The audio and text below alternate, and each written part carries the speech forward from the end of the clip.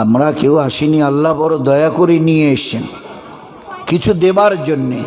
কিন্তু বড় আফসোসের কথা, এই একটু আগে আসতে গিয়ে দেখলাম একটা ভারী মজমা, বিশেষ করে specially those are the young of our community, those are the intellectual of our community, এমন হইহুল্লোড় করে ঘোরাঘুরি করছে, মনে হচ্ছে এ বাজারের জন্যই আজকের এসেছে, নয়তো আসতামই না। অবস্থা দেখে মনে হচ্ছে যে আমরা এই বাজার এখানে লাগবে, খুব খোলামেলা আজকের প্রাণ খুলে বাজার করব। তো বাজারের জন্য এত বড় প্যান্ডেল, এত কিছু লাইট মাইক, এত ইন্তজাম, এগুলোর কোনো দরকার হয় না। জীবনভর বাজার করে জীবনটাকে বরবাদ করে দিয়েছি। একটু জীবনটাকে গোছাতে শিখি। আল্লাহ পাক দুনিয়াতে আমাদের পাঠিয়েছেন জীবন কাটিয়ে দেবার জন্যে নয়, জীবন চালাবার দুটো রাস্তা। একটা হচ্ছে জীবনকে বানিয়ে নাও, আর নয়তো জীবনটাকে কাটিয়ে দাও। জীবনটাকে কোনোভাবে যদি কাটিয়ে দিই, খোদায় পাকের কসম, দুনিয়াতে যেখানে থাকি, এখানে থাকি আর আমেরিকায় থাকি, আমাকে রুসোয়া বেইজ্জত জলিল হতে হবে। সব কিছু হারানেওয়ালাদের মধ্যে আমি হব। সবচাইতে আমাদের তো দুর্ভাগ্যের কারণ ওইটাই, পেয়েছি সব, হারিয়েছি সব কিছু, যার জন্য কাঙ্গালের মতো ফকিরের ঝোলা নিয়ে ঘুরে বেড়াচ্ছি। যে মুসলমানের জীবন ছিল এই চিউটি থেকে জিব্রাইল কুল মখলুক এদের গোলামি করবে, আর করে দেখিয়ে দিয়েছেন আল্লাহ পাক। কতদিন, যতদিন এই উম্মতের পুরুষ আর মেয়েরা এক আল্লাহর গোলামিকে মাথা পেতে নিয়েছিল, খোদায় পাক কি কসম, সারা মখলুক, গোটা দুনিয়া এদের গোলামি করতে বাধ্য হয়েছিল। আর যেদিন থেকে এক আল্লাহর গোলামি ছেড়ে দিয়ে আজাদ হয়েছি, go as you like in this world, যেমন তোমার মন চায় চলো, সেই দিন থেকে আল্লাহ আমাদেরকে গোটা দুনিয়ার গোলাম বানিয়ে দিয়েছে। আমাদের এই মজমার একটা বড় উদ্দেশ্য আছে। There is a very most important object, একটা বিরাট বড় উদ্দেশ্য, সেটাও ভুলে গেছি। কেন আসতে বলা হয়েছে, কি ওখানে কি বলে, কি বলা হয়, কিসের জন্য বলা হয়, উই হ্যাভ ফরগেট এভরিথিং, সব ভুলে গেছি। আমরা, আমাদের মা বোন সব একই দশা আমাদের। দিনের মজমায় গিয়ে একটা সিদ্ধান্তে আসো, কি করবে? গোটা দুনিয়ার গোলামি করবে? ঠিক করো, গোটা দুনিয়ার গোলামি করবে? হাইওয়ান জানোয়ার পর্যন্ত তোমাকে গোলামি করতে হবে, মানুষ তো দূরের কথা। এক আল্লাহকে মানা যদি ছেড়ে দাও, একটা চরম ডিসিশন, সিদ্ধান্ত আমাকে, আপনাকে, আমাদের মা বোনদেরকে ঠিক করতে হবে যে কি করব, গোটা দুনিয়াকে গোলাম বানিয়ে রাখবো অথবা গোটা দুনিয়ার গোলাম হয়ে থাকবো? বলুন, মাল্লাহুল মাওলা ফালাহুল কুল, যে আল্লাহর হয় গোটা দুনিয়া তার হয়, আর গোটা দুনিয়া তার হওয়ার অর্থ তার গোলামি করতে বাধ্য হয়। আল্লাহ দেখিয়ে দিয়েছে। ওসব লম্বা কেচ্ছা, লম্বা কেচ্ছা শোনাবার, একদম গর্তের ছোট্ট পিঁপড়ে থেকে নিয়ে জিব্রাইল টোটাল দুনিয়া এই উম্মতের গোলামি করে দেখিয়ে দিয়েছিল একদিন। আল্লাহ দেখিয়ে দিয়েছিলেন। আমাদের দিনটা এত সহজ আল্লাহ করে দিয়েছে, কিন্তু আফসোস এত সুন্দর মজাদার একটা দিনের উপরে চলে জীবনটাকে ধন্য করতে পারলাম না। এর চাইতে আর দুর্ভাগ্যের কি আছে বলুন? একটা 12 বছরের ছেলে হজে যাচ্ছে, গালেবান বাইজিদ বোস্তামি অথবা জুনায়েদ বগদাদি রহমতুল্লাহ আলাইহি হবে। বেটা তুমি কোথায় যাচ্ছ? বলে হজে। সাথে কে? আল্লাহ।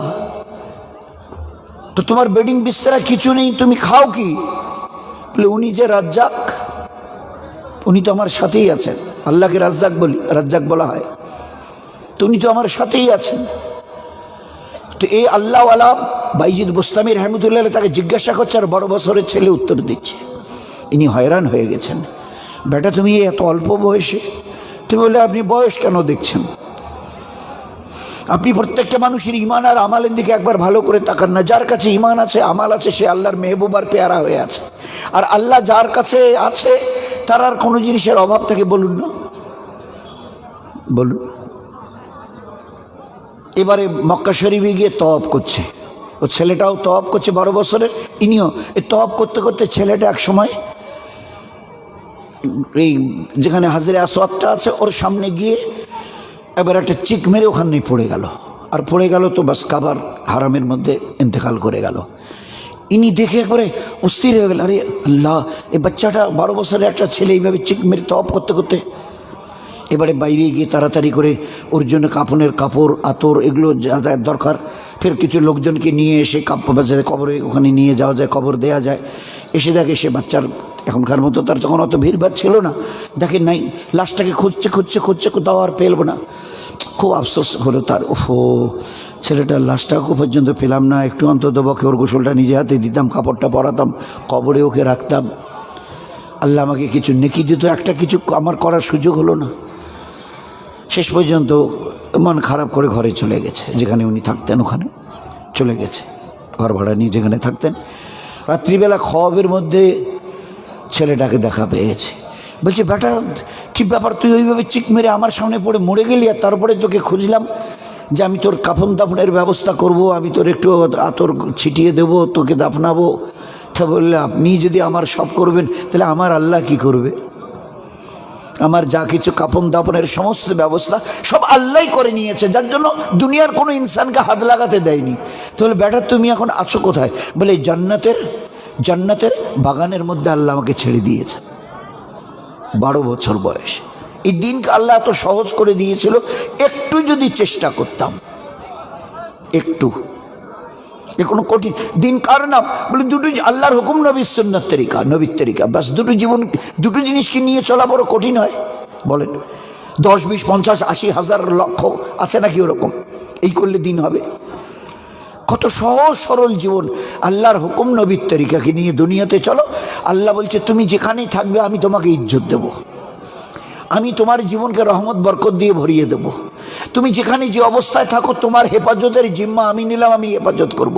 আল্লাহ দেখিয়ে দিয়েছে। এসব লম্বা লম্বা কেচ্চা সব। আমাদের বড় আফসোস হয় না আমাদের জীবনটাকে একটু পরিবর্তনের জন্য এরাদায় নিয়েতেই নেই তো করি কখন? বলেন না। আল্লাহ তো আমার নিয়তের সাথে, আল্লাহ পাক, ও আল্লাহ নয়, তুই তো নামাজ পড়বি না, আমি জোর করে তোর গর্দান ঘাড় ধরে তোকে সেজদায় নিয়ে যাব। ও আল্লাহ তো আল্লাহ, লা ইকরাহা ফিদ্দিন, দিনের জন্য কোনো জবরদস্তি নেই, নো কম্পালশন ইন রিলিজিয়ান। যতটুকু বোঝানোর আল্লাহ পাক প্যার মহব্বতের সঙ্গে বুঝিয়ে দিয়েছে। এবারে বাকি তুমি ঠিক করো কোনটা যাবে। তোমার সামনে রাস্তা দুটো, একটা রব চাহি, একটা মন চাহি। রবচাহি জীবন নিয়ে যদি চলো, দুনিয়াতে ইজ্জত পাবে, মরণের পরে হাসতে হাসতে জান্নাতে যাবে। আর যদি নিজের ইচ্ছে মতো যদি দুনিয়াতে চলো, দুনিয়াতে জলিল হবে, মরণের পরে রক্তের কান্না কাঁদতে কাঁদতে নদী বইয়ে দিয়ে জাহান্নামে যেতে হবে। সে তুমি যেই হও আর যাই হও, ঝুপড়িওয়ালা হও আর এই কুর্সিতে बैठनेওয়ালা হও, প্লাস্টিকের ত্রিপলের ছাউনির নিচে থাকো আর রাজপ্রাসাদে থাকো, রাস্তা দুটো। কত সহজ করে আল্লাহ বুঝিয়েছেন। দিন আছে, আমি আছি, দিন নেই তো আমি নেই, আল্লাহ দেখিয়ে দিয়েছে, আল্লাহ দেখিয়ে দিয়েছে। ওকে সবাই জানি কম বেশি, এর আগে শুনেছি আমরা। একটা মেয়ে ছেলে ছোট বাচ্চা কোলে করে নিয়ে পানি জাহাজে যাচ্ছিল, পানি জাহাজটা ধাক্কা লেগে একদম সব টুকরো টুকরো হয়ে গেল। ও নিজের বাচ্চাটাকে নিয়ে একটা তক্তায় ভাসছে দরিয়ায়। আর একটা জওয়ান, ও একটা তক্তায় কেমন করে বেঁচে গেছে, বাকিরা সব মরে গেছে। ও দেখেছে একটা মেয়ে ছেলে নিজের তক্তাটা হাত দিয়ে খেয়ে পানি খেয়ে ওই মেয়ে ছেলেটার তক্তায় উঠেছে। উঠে বলছে যে, আমি যে তোমার সঙ্গে একটু অপকর্ম করব, আমি তোমার সঙ্গে মিলবো। মেয়েটা উত্তর দিয়েছে, আরে আল্লাহর বান্দা, এখনো মাছ দরিয়ায় কি হবে তাও জানি না, আর তুমি এই সময় এই সমস্ত গুনার কথা কি করে চিন্তা করছো?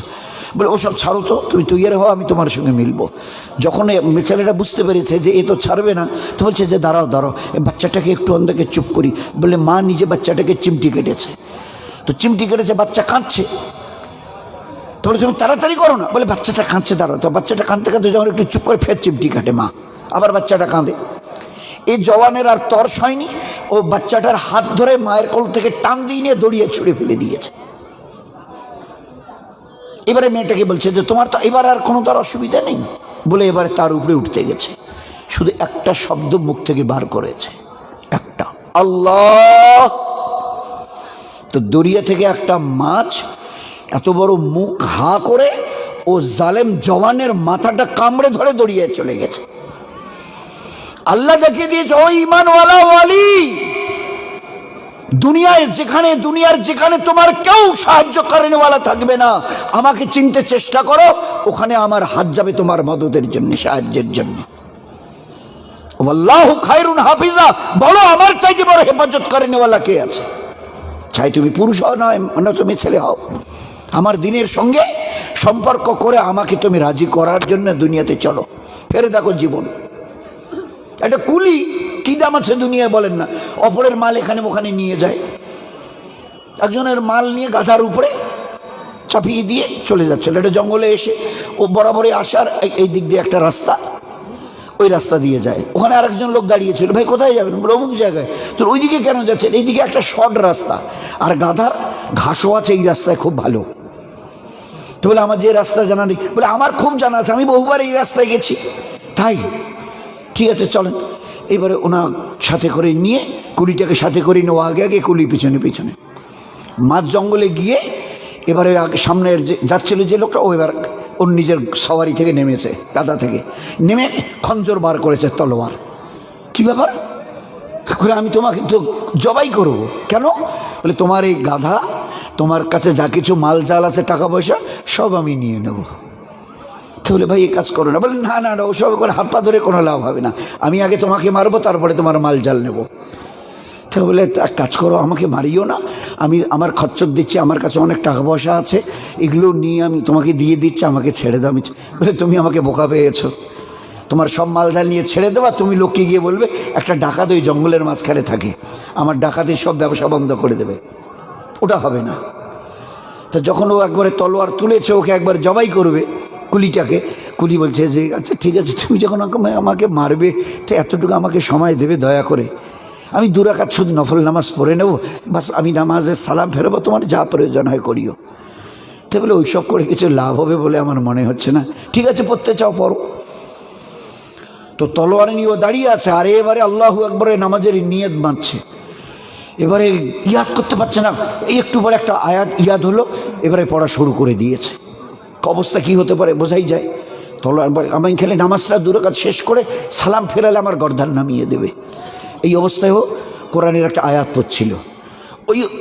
ওই মুহূর্তে দেখে যে একজন লোক ঘোড়ার উপরে সওয়ার হয়ে চলে আসছে, তার হাতে একটা বর্ষা। এক ডাকাতটার সামনে এসে দাঁড়িয়ে বর্ষাটা যেই ওর বুকে মেরে দিয়েছে, লাগার সঙ্গে সঙ্গে দাউ দাউ করে জ্বলে উঠেছে। ও ডাকাত একেবারে আগুন গায়ে লেগে একেবারে ছটফট করে সঙ্গে সঙ্গে মরে গেছে। ও ঘোড়ার উপরে সওয়ার হয়ে আনেওয়ালা ডাকাত যখন মরে গেল, চলে যাচ্ছে, এ তাড়াতাড়ি সালাম ফিরিয়ে বলছে ভাই ভাই ভাই, ও ভাই একটু দাঁড়ান। এই অবস্থায় এই জঙ্গলের ভিতরে আপনি এলেনই বা কোত্থেকে, আর আমাকে মৌতের হাত থেকে বাঁচালেন বা কেন আমি বুঝতে তো পারছি না। এতটুকু অন্তত আপনার পরিচয়টা আমাকে বলবেন, আমি কোত্থেকে এসছেন, কে আপনি? তো ওই ঘোড়ার উপরে সওয়ার হয়ে যিনি বল্লম মেরেছিল ডাকাতটাকে মেরে দিল, ও এবারে বলছে যে আপনি নামাজে প্রথমে যে আয়াতটা পড়ছিলেন কোরআনে করিমের, ওই আয়াতের আমি গোলাম, আল্লাহ আমাকে আপনার হেফাজতের জন্য পাঠিয়ে দিয়েছে।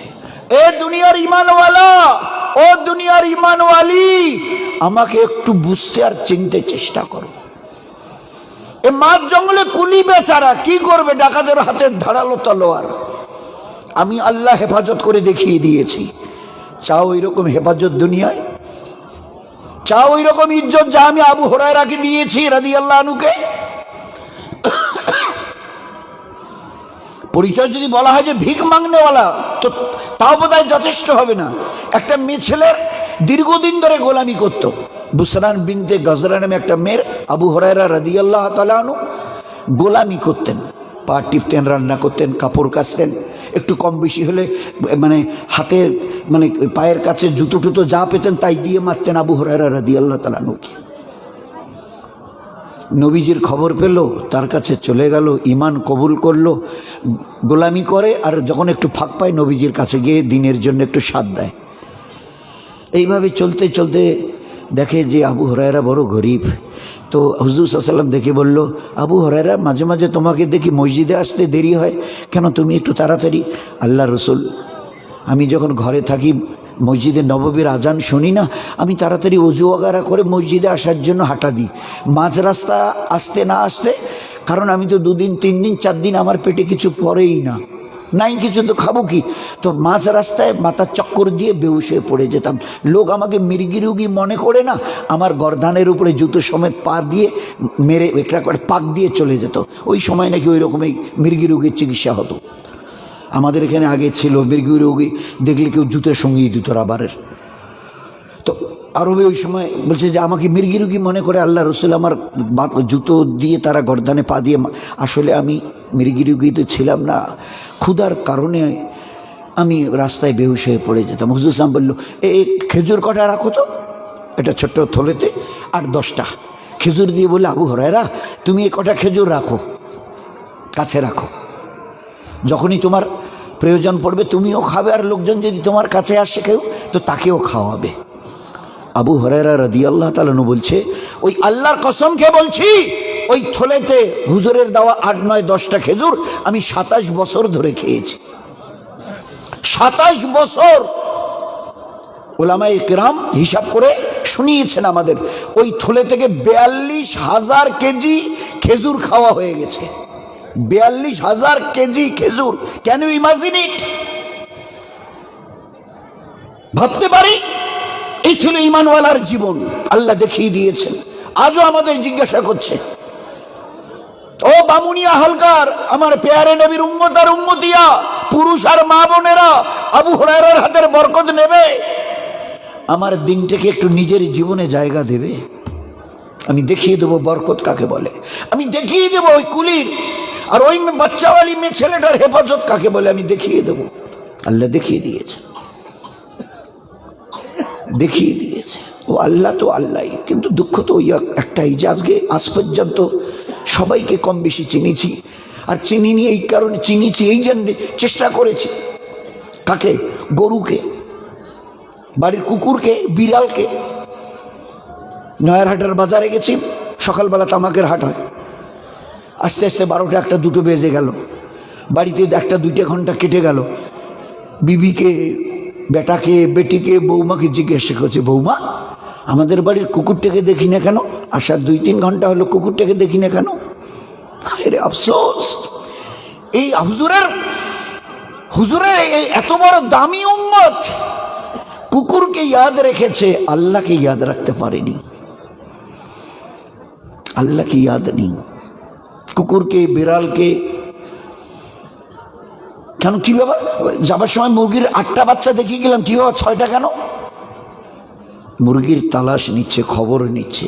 আল্লাহর খবর নেই, নবীর খবর নেই, আল্লাহ পাকের পেয়ারা দিনের কোনো খবরই নেই তার কাছে। লোক জিজ্ঞাসা করে, ভাই এই দিনের মধ্যে কি আছে? আমরা সহজভাবে উত্তর দিই, এই দিনের মধ্যে কি আল্লাহ রাখেনি সেইটা আগে বলেন। পুরো মখলুকের কোন জিনিসটা, কোন মখলুকটা এই উম্মতের গোলামি করেনি, হুকুমের অবাধ্য করেছে? আর যদি খালি একটু জীবনটাকে তো 8-9-10টা খেজুর 27 বছর, কত কিলো? 42,000 কেজি খেজুর খাওয়া হয়েছে। আল্লাহ পাক বলছে, এ বামুনিয়া হালকার আমার পেয়ারে হাবিবের উম্মত, ও আবু হুরায়রার হাতের বরকত নিবি? দেখতো, দেখ আমি আল্লাহ হাইয়ুল কাইয়ুম। এ কথা না, আমি রিটায়ার করে গেছি, আমি পেনশন নিয়েছি, নাউজুবিল্লাহ। আল্লাহ তো আল্লাহ, ও তো ফাইয়াকুনের মালিক। আমি যা করার এরাদা করি, তারপরে কারো মাশওয়ারার আমার প্রয়োজন হয় না। আমার এরাদায় কিছু হবার জন্যে কোন হয়ে যাও তো বাস হয়ে যাবে। তোমরা সবাই কি চিনলে, আমাকে চিনতে চেষ্টা করলে না। এই জন্য ভাই আমরা আমাদের ঘরের মা বোনেরা সবাই খুব একটু চেষ্টা করি। কতটা গরিব, অপরের বকরি চড়ায়। আব্দুল্লাহ ওয়াহিদ রহমতুল্লাহ আলাই আল্লাহকে খবে দেখে জিজ্ঞাসা করছিল, হে আল্লাহ জান্নাতে আমার বিবি কে হবে? তো আল্লাহ একটা ধমক দিয়েছে, চুপ। আর না, আল্লাহ বলো না, আল্লাহ বলো না, তুমি তো বড় দয়ালু, বলো না। তো আল্লাহর বান্দার মধ্যে সম্পর্ক হলে যা হয়, একটা বাপ তার ছোট্ট টুকটুকে লাল বাচ্চাটা কতটা মহব্বত করে। আল্লাহর নবী বলতেন, আল্লাহ তার বান্দা বান্দিকে তার চাইতে 70 গুণ বেশি মহব্বত করে। বাচ্চার কিছু হলে মা বাপের ঘুম হারাম হয়, হারাম হয়, খানা হারাম করে দেয়, রাতের ঘুম উঠে যায়। এর 70 গুণ, 70 টাইমস। কতটা মহব্বত করে। তো বলছে চুপ না, আল্লাহ বলো না। তো বাধ্য হয়ে বলেছে। মাইমুনা বাড়ি কোথায়? কুফা। সকালবেলা উঠে হাঁটা দিয়েছে। কুফা একটা জায়গার নাম।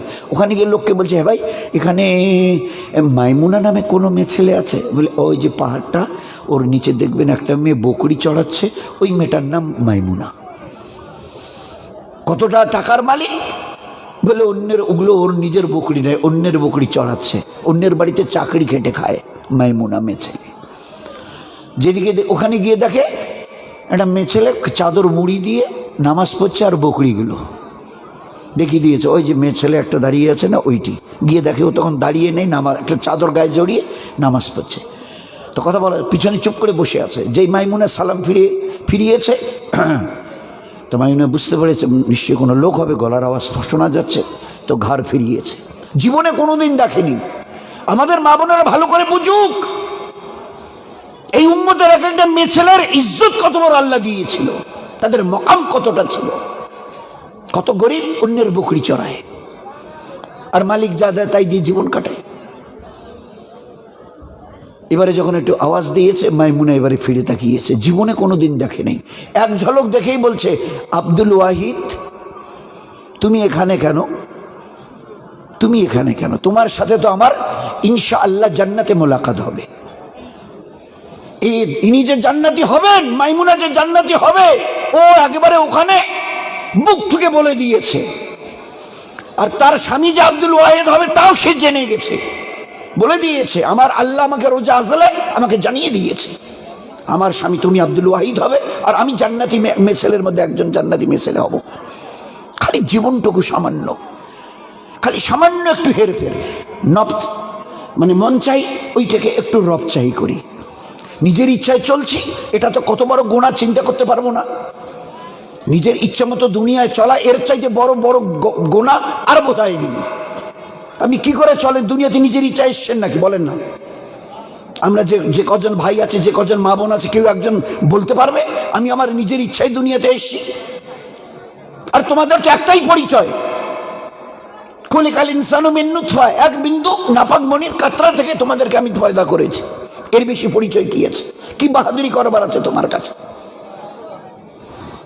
তো আল্লাহ পাক কত বড় আমাদের প্রতি দয়া করেছেন। আমরা দুনিয়ায় কেউ আসিনি, আল্লাহ আমাদের দয়া করে পাঠিয়েছে। তিনি পাঠালো, আর তাকেই এখন বাদ দিয়ে দিয়েছি নিজের ইচ্ছে। কতদিন চলবি? ডাক গেলে তোমাকে চলে যেতে হবে। ডাক গেলেই আব্দুর রহমান আয়, তো দুনিয়াতে এরকম কোনো মডার্ন টেকনোলজি, সায়েন্স নেই তোমাকে আটকে দেয়, এরকম কোনো তাগত নেই। নূরজাহান আয়, তো এরকম দুনিয়াতে কোনো তাগত নেই তোমাকে আটকে দেয়। জানো তুমি, ডাক গেলে আমি পাঠিয়েছি, ডাক গেলে আমার কাছে, must you have to return, তোমাকে আসতেই হবে।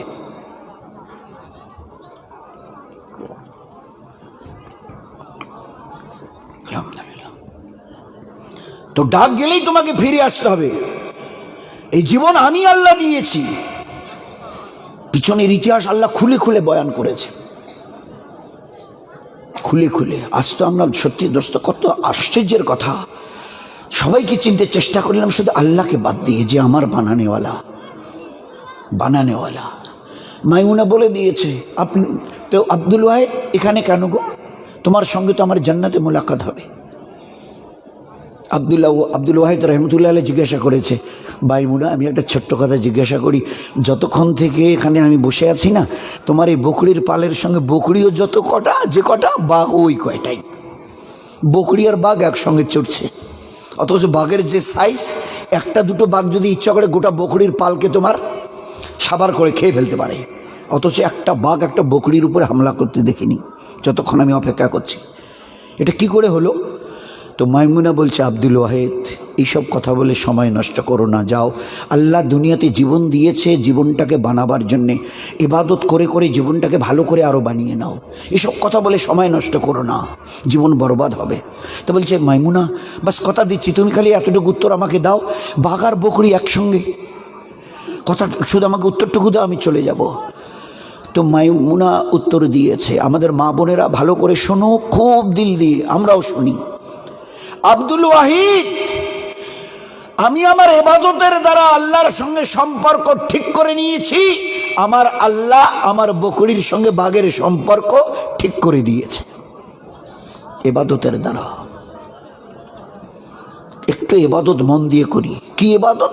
একটা লম্বা ফিরিস্তি বলে নেই। দুনিয়াতে আল্লাহ ইজ্জত দেবার ওয়াদা করেছেন, রহমত আর বরকত দেবার আল্লাহ ওয়াদা করেছেন, ওয়াদা। সুখ ও শান্তি দেবার আল্লাহ ওয়াদা করেছেন, হেফাজত করবার আল্লাহ ওয়াদা করেছেন। এগুলো আল্লাহ পাকের বড় বড় ওয়াদা। কিসের বিনিময়ে? আমরা যদি ইমানের সঙ্গে ইবাদতকে একটু ঠিক করি, আল্লাহর হুকুমকে সামনে রেখে যদি জীবনটাকে চালাই, তো আল্লাহ করে দেখিয়ে দেবে। কি? আল্লাহকে চিনি, চেনার মতো। এক। দুই, 5 ওয়াক্তের নামাজকে যে কোনো মূল্যে যেন না ছাড়ি। যেখানে যে অবস্থায় থাকি না, যেখানে যে অবস্থায় থাকি না কেন, আমাদের নামাজ যেন কোনোদিন বাদ না যায়। সবাই নিয়ত করি। যে কটা ভাই আছে, এখনই দোয়া হবে ইনশাল্লাহ। যে কটা ভাই আছে, যে কয়েকজন মা বোন আছে, নিয়ত করে নি আমাদের বাড়ির 10 বছরের উপরে ছেলে আর মেয়ে যারা আছে, একজন যেন কেউ বেনামাজি না থাকে। একজন যেন কেউ বেনামাজি না থাকে আমাদের বাড়ির। প্রত্যেকে নিয়ত করি। সারা দুনিয়ার আর আমাদের এখানকার প্রত্যেকটা মুসলমানের বাড়িকে আল্লাহ যেন হজরতে সাহাবায়ে কেরাম রাদিয়াল্লাহু আজমাইনদের বাড়ির নমুনা বানিয়ে দেয়। ওদের বাড়ির দেখেন না, পুরুষ মেয়ে ছেলে, যুবক যুবতী, বাচ্চা আর বাচ্চি, ইমানের লাইনে, এবাদতের লাইনে, আখলাকের লাইনে, পর্দা পুশিদার লাইনে, জবানের হেফাজতের লাইনে, দিন শেখাশেখির লাইনে, বাড়ির এবং টাড়ির লোকের সঙ্গে মিষ্টি মধুর ব্যবহারের লাইনে, আর প্রত্যেকটা কাজ পেয়ারা নবীর সুন্নতের সাথে। এই ছিল সাহাবাদের ঘরের বাড়ির নমুনা, আমালের নমুনা। ওই আমল করে তারা আল্লাহর মেহবুবার মেহবুবা বনে গেছে। 1500 বছর পার হয়ে গেল, খালি যদি নামটুকু কানে পড়ে। হযরতে আবু বকর রাদিয়াল্লাহু তাআলা আনহু, হযরতে আয়েশা রাদিয়াল্লাহু তাআলা আনহা। তার মানে বলে আল্লাহ এদের ইমান, ইবাদত, আখলাকের উপরে, চালচলনের উপরে, পর্দা পুশিদার উপরে আল্লাহ পাক রাজি হয়ে গেছে। রাজি হয়ে ওদের উপরে রাজি হলো। আমরা রাজি করতে পারি না। আমরা 3.5 ওরা 10,000 ছিল। ওরা 5 ওয়াক্ত পড়েছে, আমাদের 50 ওয়াক্ত পড়তে হয়। ওরা রমজানের 30টা রোজা রেখেছে, আমাদের 90টা রোজা রাখতে হয়। বলেন না, অসুবিধাটা কোথায়? অসুবিধা একটা জায়গায়, দিল চায় না। তো দিল চায় না, মনে রেখো, দুনিয়াতে বেইজ্জত হবে, জলিল রুসওয়া হবে, মরণের পরে রক্তের কান্না কাঁদতে কাঁদতে জাহান্নামে যাবে। ওই দিন বুঝে আসবে। এ দুনিয়ার ইতরা নেই। আজরাইল খালি এক ঝলক যদি সামনে এসে দাঁড়ায় না, এক ঝলক যদি দেখো, তো এই 60, 80, 70 বছরের মজা ওই চেহারা দেখার সঙ্গে সঙ্গে খতম হয়ে যাবে। তারপরে কবরের গাড্ডায় খালি নেমে দেখো কি আছে। কত মেহেরবান আমাদের আল্লাহ। ছোট ছোট 3টা প্রশ্ন তোকে কিন্তু করা হবে। আমি তোর আল্লাহ তোকে আগে জানিয়ে দিচ্ছি। 60, 70, 80 বছর ধরে এটাকে ভালো করে মুখস্থ করে নিস। রব, দিন, নবী। রব, দিন, নবী হয়ে গেল প্রশ্ন। উত্তর রব আল্লাহ, দিন ইসলাম, নবী মুহাম্মদ সাল্লাল্লাহু আলাইহি ওয়াসাল্লাম। খালি এইটুকু উত্তর যদি তৈরি করে নিতে পারিস না, আমি তোর আল্লাহ কথা দিচ্ছি, তোর কবরকে জান্নাতের বাগান বানিয়ে দেয়া হবে, জান্নাতের বাগ বুনবে। আর যদি এই 60, 70, 80 বছর ধরে, আর 60, 70, 80 বছর ধরে, আজকে যেন কোথায় কার বাড়িতে একটা যেন ছিলাম, তো ওই ক্লাস 7-এর একটা বই ছিল, বোধহয় 1.5 থেকে 2 কিলোর ওজন হবে। তো আমি ওই সাথে যে ছিল তাকে বললাম যে দেখ, চিন্তা কর, ক্লাস 7-এ পড়ে বাচ্চাটা, বইটার ওজন বোধহয় আমাদের 1.5 থেকে 2 কিলো হবে। তো ও আবার বললো যে তোমরা এটা দেখেন নিচ্ছেন, ক্লাস 3 পড়ে 3 পড়ে ও বইটাও এই রকমের মোটা। ওই আমাদের আকবর যে মারা গেল প্রধান, ওর জামাই তখন উত্তর দিল, আব্বা এই 3, 4-এর বইগুলো এই চাইতে বেশি মোটা। 3-তে পড়ে কতদিন? 1 বছর পড়তে হবে এই মোটা বইটা। আমাদের আল্লাহ কত দয়ালু। 60, 70, 80, 90 বছর ধরে ছোট ছোট 3টা প্রশ্নের উত্তরও আমি তোকে বলে দিচ্ছি, এটা ঠিক করে চলে আসিস।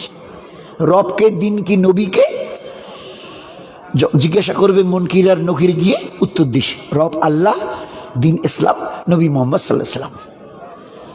উত্তর দিবি। আমি ফেরেশতাকে ডাকবো, এই ফেরেশতারা শুনুনি মেয়েটা কি উত্তর দিয়েছে, মেয়ে ছেলেটা চুপ করে কি দেখছিস? ওর কবরে জান্নাতের বিছানা বিছিয়ে দে, জান্নাতের খিড়কি খুলে দে, সুমিষ্ট হাওয়া, খুশবু হাওয়া ওর কবরে চলে আসো।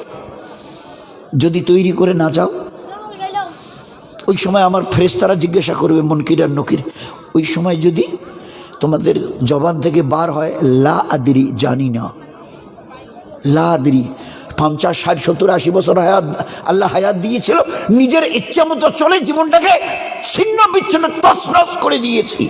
হ্যাঁ, তছনছ করে ঠিক করেছো, কবরে এসো মজা চাকবে। রবকে দিন কি নবীকে লা আদরি, জানি না। আয় ফেরেশতা উত্তর শোনোনি, কি দেখছো? ওর কবরে জাহান্নামের আগুন জ্বালিয়ে দাও। পালাবার রাস্তা আছে নাকি? চিৎকার করে স্বামীকে ডাকবে, জওয়ান বেটাকে ডাকবে, বাবারে জাহান্নামের এখানে আগুন জ্বলছে রে বাবা, আমার কবরে বালতি ভরে পানি নিয়ে আয়, ফায়ার ব্রিগেডকে খবর দে। পারবে? এই ফেরেশতারা হয়নি 90 থেকে 99টা বিষাক্ত আজদাহা ওর কবরে পাঠিয়ে দে। সাপ কটা জিজ্ঞাসা করবে, ফজর পড়েছিলি? পুরুষটাকে, ওই ছেলেটাকে কবরের, ফজর পড়েছিলি? জিজ্ঞাসা করবে। আজ বুঝেই আসে না, কাল বুঝে আসবে। সাপ আবার আমাকে প্রশ্ন করে, ফজর পড়েছিস? এই ছেলে ফজর পড়েছিলি? তো পড়ি তো নাই, কি উত্তর দেই? না। তো একসঙ্গে 90-99টা সাপ ঠকাবে। বিষ কতটা? 70 হাত মাটির নিচে তলিয়ে যাব বিষের চোটে। জোহরের টাইমে নখ দিয়ে টেনে তুলবে, জোহর পড়েছিলি? না। ফের ঠোক, ফের 70 হাত, ফের আসরে, ফের মগরবে, ফের এশায়, প্রতিদিন 5 বার, এইভাবে টিল দ্য ডে অফ কিয়ামত, কিয়ামত পর্যন্ত। আচ্ছা, সাপের বিষ 99টা সাপ যে ঠকাবে, বিষ কেমন? ঢোড়া সাপের মতো? আল্লাহর নবী সাল্লাল্লাহু আলাইহি ওয়াসাল্লাম বলছেন, এই 99টার একটা সাপ যদি দুনিয়ার দিকে মুখ করে, একটু ঠকাবার দরকার নেই, একটু যদি বাতাস ছেড়ে দেয় না, ওর ওই বাতাসে যে বিষ রয়ে গেছে, আমি নবী বলছি, ওই আল্লাহর কসম, গোটা দুনিয়ার গাছপালা তো দূরের কথা, ঘাস পর্যন্ত গাজাবে না, বিষের চোটে সব জ্বলে ছাই হয়ে যাবে। সব বি কেয়ারফুল, আমার জমিনে ইতরাইও না, এই জমিনের নিচে তোমাকে কালকে পুঁতে দেয়া হবে, পালাবার কোনো রাস্তা নেই। এই জমির 2 হাত যেখানে আছো, গর্তে শুয়ে, তার 2-2.5 হাত উঠে সবাই আছে, তোমার সব কিছু আছে, তোমার স্বামী আছে, ছেলে মেয়ে আছে, তোমার শ্বশুর শাশুড়ি আছে, আব্বা আম্মা আছে, ভাইজান দাদা সবাই আছে। আর তারপরে তুমি জীবনভর 60 বছরে যা কামিয়েছ, গাড়ি বাড়ি, সোনা গয়না, খাট পালং, আল্লাহ আলমারি, সব 2.5 হাত উপরে আছে। আজকের আছে কয়জন, আর আছে তোমার কাছে কি কি? একটু বুঝে সুঝে দুনিয়ায় চলিও। সবাইকে ছাড়তে হবে, আর সব কিছুকে ছাড়তে হবে। তোমার নাকের ফুলটা পর্যন্ত কেউ দয়া করবে না, কেটে বার করে নেবে। হ্যাঁ, সবাই নির্মম হবে সেই দিন। কারা মাটি দিচ্ছে তোমার বুকের উপরে চেনো? যারা বাড়িতে এলে মোরগ জবাই করে খাওয়াতে, স্বামীকে বলে ইলিশ মাছ এনে খাওয়াতে, পিঠা পোলাও করে খাওয়াতে, ওরাই তোমার বুকের উপরে মাটি দিয়ে চলে যাচ্ছে। তুমি একা, কেউ নেই, আর কোনো কিছু নেই। ওই দিনের অবস্থাটা একবার চিন্তা করো, কি হবে তোমার পরিণতি। 99টা সব একবারে, আর এইভাবে কিয়ামত দিনে 5 বার করে, আর কিয়ামত পর্যন্ত। 3 নম্বর, 2 দিকের কবরের মাটি এমনভাবে চেপে দেওয়া হবে। নবী সাল্লাল্লাহু আলাইহি ওয়াসাল্লাম তার হাত মোবারক দিয়ে এইভাবে দেখিয়ে দিয়েছেন, এই বুকের হাড়, এই দিকের বুকের হাড়গুলো এইভাবে ঢুকে যাবে। আমি কত সহজে বললাম, আপনারা আমাদের মা বোনেরা কত সহজে শুনলো। কোনোদিন দরজার ওই ফাঁকটাতে কোনোদিন কারো আঙ্গুল পড়েছে, হাত পড়েছে? আপনি বাইরে যাবেন, দরজার ওই চৌকাটের ওই জায়গাটাতে হাত দিয়েছেন, বাইরে যিনি ছিলেন লক্ষ্য করেনি, বলছে দরজাটা খোলা আছে তো একটু আউজে দিই, একটু চট করে ঠেলা দিয়েছে, আর আপনার ওই জায়গায় আঙ্গুলটা ছিল, খালি একটু সেকেন্ডের জন্য একটা চাপ পড়েছে, সঙ্গে সঙ্গে বাপ বলে চিৎকার করেছেন। খালি সামান্য সেকেন্ডের মতো একটা চাপ, সেকেন্ড, ওই দিক থেকে ঠেলে দিয়েছে, আর আপনার ওখানে আঙ্গুলটা ছিল, বাপ বলে চিৎকার করেছেন। উফ, তোমরা এটা কী করলে জানতে, আঙ্গুলটা কালা হয়ে গেল, এটা বোধহয় নখটা পুষি যাবে, পড়ে যাবে। এতটুকু চাপ সহ্য করতে পারো না? হায় রে জীবন, দুদিকের মাটি যখন চাপবে, জানো পরিণতিটা কি হবে? জাহান্নামে লোহার শিকলকে জাহান্নামের আগুনে গরম করে মুখ দিয়ে ঢুকিয়ে পায়খানার রাস্তা দিয়ে বার করে তোমাকে বাধা হবে। ফের ওই অবস্থায় ফেরেশতারা পেটবে, জাহান্নামের গরম পানি তোমার উপরে ঢালা হবে। তোমার পরিণতি একসঙ্গে 17টা আযাব। চিৎকার করবে 1000 বছর ধরে, 1000 বছর, আল্লাহ না খেতে পেয়ে জান চলে যাচ্ছে খোদা। আল্লাহ বলবে, আয় ফেরেশতা যাও, ওই জক্কুম নামের কাঁটাদার গাছ, ওটা ওর খোরাক খাইয়ে আসো। চতুর্দিকে এখন আর দেখা যায় না, ওই বিশলঙ্গের গাছ নাকি বলতো, একদম ময়নার কাঁটার মতো বড় বড়, ওইটা তাকে ধরিয়ে ফেরেশতারা খাওয়াবে। গলার মাঝখানে অর্ধেক পেটের দিকে আর অর্ধেক বাইরে, আবার এই গলার পুরোটাতে চতুর্দিকে কাঁটাগুলো আটকে যাবে, না গিলতে পারবে না ফেলতে পারবে। আল্লাহর নবী বলছে, এই যে অজস্র কাঁটাওয়ালা গাছ জক্কুম নামের, কোরআনে কারীমে